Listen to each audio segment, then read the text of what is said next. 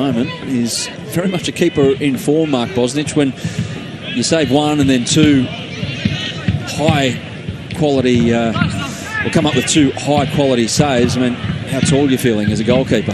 Well, you feel unbeatable. And he's been outstanding in the second half. Like I said, as far better that Melbourne Victory had been in the first half. It's just from their perspective, let's forget the first half. It's been Matty Acton with his outstanding saves that have kept them in. It's not easy, when you look at the goals against tally, and you're playing in a team that's been so bad all year, to keep up this level of performance is commendable.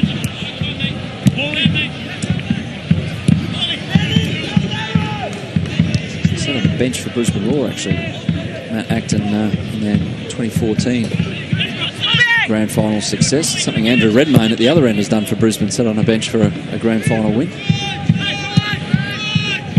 Ninkovic. Barbarousis, in fact. Same boots, different player. It's interesting the role that they're using Costa in, a little more withdrawn. After substitution, bringing Bahaja into the fray. Here's King.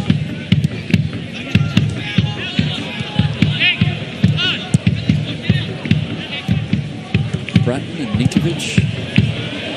Two interchanging passes. Ninkovic over the top, trying to float it. Had to be pinpoint. Wasn't quite right for Babou.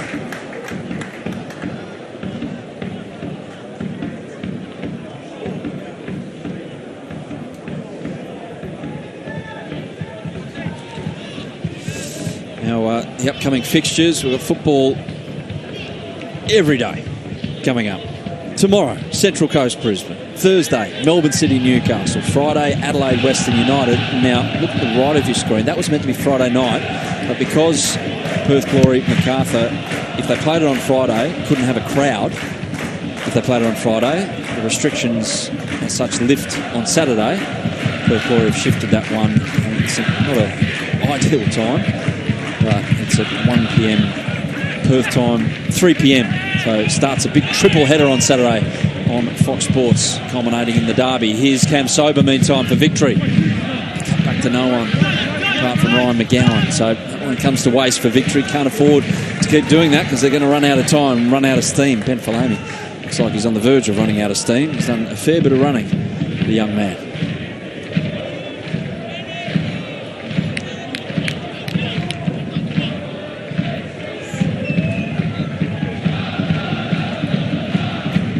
Melbourne Victory fans who feel right now that they are a big chance of getting something out of this. What's the moment? Who comes up with the brilliance? Who forces a Sydney player into doing something that they really don't want to do? Bahaja, Barbarousis is on his way, but Ansell reacted really well.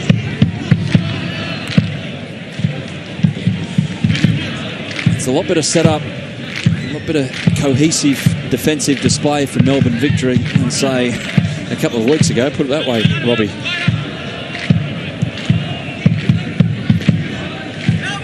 No, that's right.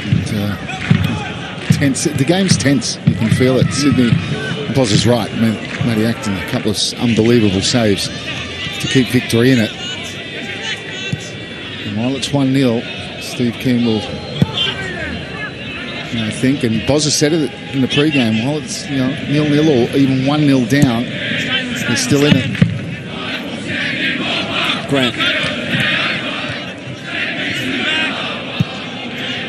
Ivanovic being ready down here to come on as well by Sydney FC. You can imagine that's for Babou and maybe a Barbarousis. It provides real energy and a lot of pace, Rick Ivanovic. Retro. Barbarousis just cushions it to King. Babou dancing a lot of navy blue shirts around him.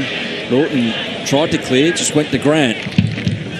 Bratton, first time, cross. Barbarousis at the far stick. Just needed to cut it back to Ninkovic. And instead, he just, I don't know what he did, but it went out for a goal kick. It wasn't what was required in that particular moment. So again, Victory escape and stay very much in this contest as we approach the final 10 minutes. And Babou makes his way off the field for the night.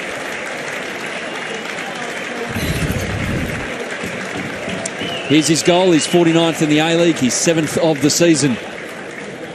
Beautiful ball in from Luke Bratt, just tailed away right at the death to find the forehead of the Brazilian.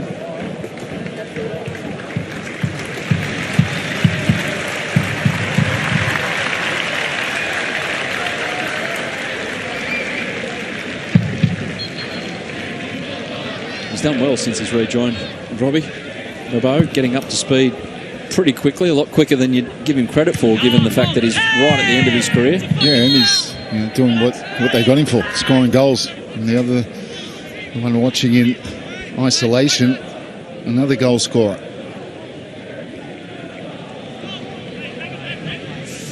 Interesting, the combination. Essentially, Adam Lafondra, totally different player, but a noted goal scorer all the same, coming back to join up with Bobo for the first time at Sydney FC. One of the options that Steve Corica's got up front, he's got about, seemingly, 18 different combinations with the young players thrown in, two of whom are out there right now, Bahaja and Ivanovic. A lot of pace going forward. Joel King decided to go back. Crowd not pumped about that. Bit of edginess in the stands at the moment from the Sydney FC perspective.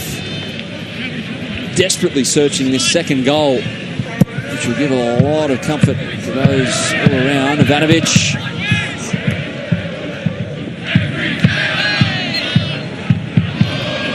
Just dead. The whistle's gone though.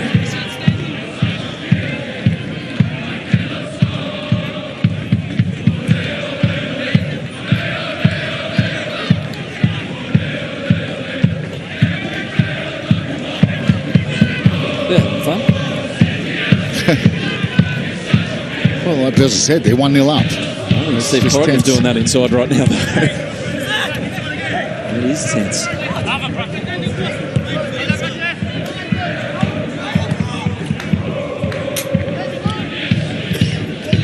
Ryan.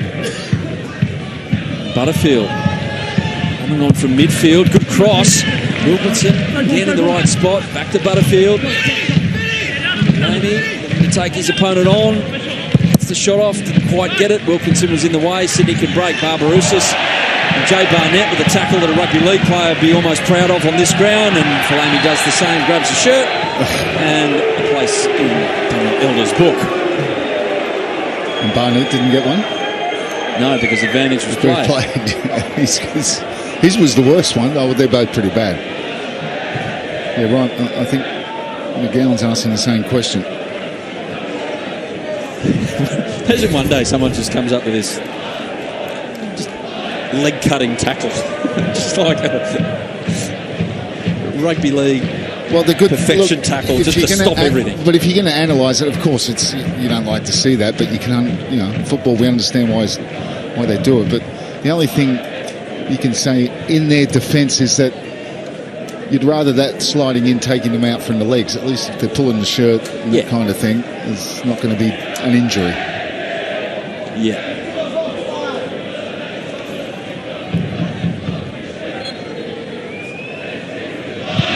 Some people reckon that should be a sin bin for 5 minutes doing that. Yeah, I've said that in the past. It's like... It's so cynical. Well, I've called that kind of foul anti-football. It's almost an advantage to the defending side, despite the fact that the play goes in the book. But anyway, play goes on, and we're almost into these last 5 of normal time. Maybe a couple of extra. And Sydney FC, they've got 3 points at the moment. Yeah, they've pretty much controlled the last 15 minutes or so they have. In 15 or 20 minutes, they should have had a second, they will think. Barbarousis with a really good chance one-on-one, save with the legs, Acton, then 2 super saves from Acton. One from Barbarousis, the other one from McGowan from the corner, and then the volley from Ninkovic. So that's why it's still 1-0. Best action for victory was Lachlan Brooks' header crashing against the post very early on in the second half. It was a really good first 10 minutes in terms of creating chances for Melbourne Victory. They've defended really well since. They're going to have to again, and all that from Barbarousis nearly finds Ivanovic. Break they go. Butterfield. Sprightly down that left-hand side, the veteran midfielder. Just stead. A lot to beat right there. Rudy can't quite do it. And Barnett will finally go into the book. He's perfecting that art. Jay Barnett. But he can't. Ryan McGowan going up to Daniel Elder saying, why didn't he go into the book for the first time? He can't, because that's the rule now. Once your advantage is played, that cynical foul, unless it's a violent play, like a hack at the leg, it doesn't go into the book anymore.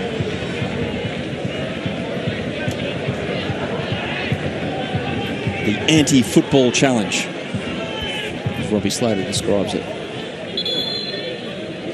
That's not a good look.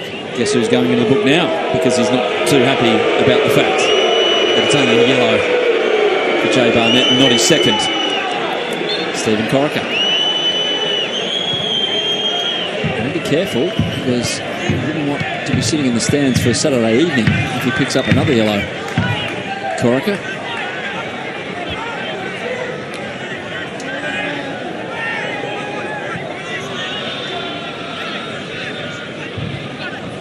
It's tense. There's no discernible comfort at the moment. Ansell has been really good at the back for Victory this evening. Stop-start season for Nick Ansell in his third stint at Victory. Quite get his body right for a consistent amount of time, but he's looked good tonight.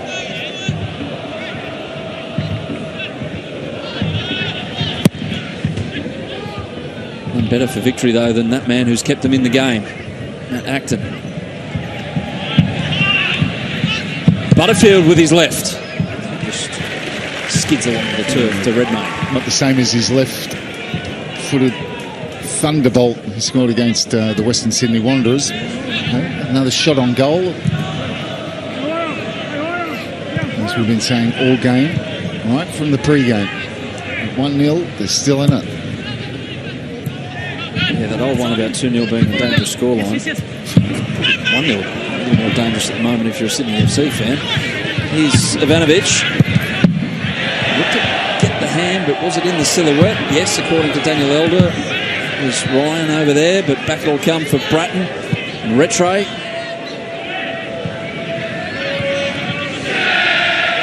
Ninkovic continues his run, receives it back from Grant.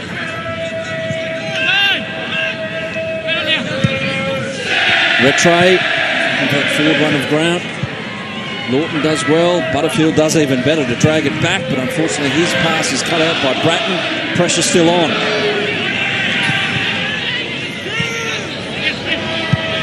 Just looking for this intricate way of breaking down Melbourne Victory at the moment. King can't get by Roo. Bozza to your left. Sydney's bench. How much tension? Well, more than I would have expected at this time of the game. There's no doubt about that. But look, they're still in control. They had over 60% of possession, but it would have been nice for them in view of the fact that they've got their big game this weekend. Just let this go. Yeah, Ivanovic in the box. Hold that thought, Bozza. See if Victory can repel this threat. Ivanovic's ball, good shape to it. Ansell does well to throw himself at it. Back to King. Bratton, a couple of forward runners for Sydney, Barbarousis and also Ivanovic. Instead it's back to Rattray with 4 minutes on top of the 1 normal minute left of the 90. Will it be normal? Or is there craziness on the way, as we've seen countless times in the A-League this season? Ninkovic, Barbarousis. Where's the chance going to be created for Sydney? Got the field position. Well, what they need to do is kick the ball. They're doing that at the moment. They're going to lose it. Kamsova does well, hops into a challenge on Ninkovic, wins it. Barbarousis tries to win it back. Elvis is still going. His ball skews off the side of his boot, back down to Bozza. Well, he didn't have a lot to see there. Sorry, Bozza. No, it's okay. I just say, obviously, Sydney would have rather been, home and hosed by this stage of the game in the second half, but you have to give credit to Melbourne Victory number 1 for their intensity, the effort that they've put into this second half, the life, and also to their goalkeeper, Matty Acton, like I said, has been absolutely outstanding. And it's been good for us as well, because if they had continued in the first half, I don't think I would have spoken to you. I would have been basically here trying to alleviate my boredom. Well, we wouldn't want that. Foul for Sydney in a really dangerous area.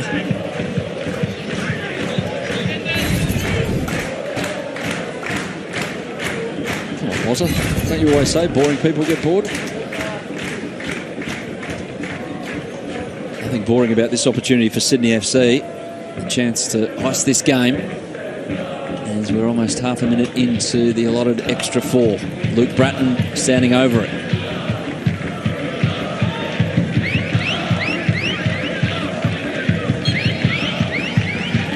Bratton's ball. He just said got in the way. And Acton comes out to claim. So another opportunity to thrust the ball forward here for Melbourne Victory. Hasn't happened as much as they'd like after their dynamic start to this half. But still, no doubt that we're surrounded by, in the grandstand here, by all these Sydney FC fans. It's still there. It's still apparent. There's something there dangling in front of Melbourne Victory if they're good enough to go out and get it in the final couple of minutes. Ansell was barrelled by Ivanovic after he passed it. Daniel Elder saying to Butterfield, back it goes. Victory got to throw men forward. Go for it.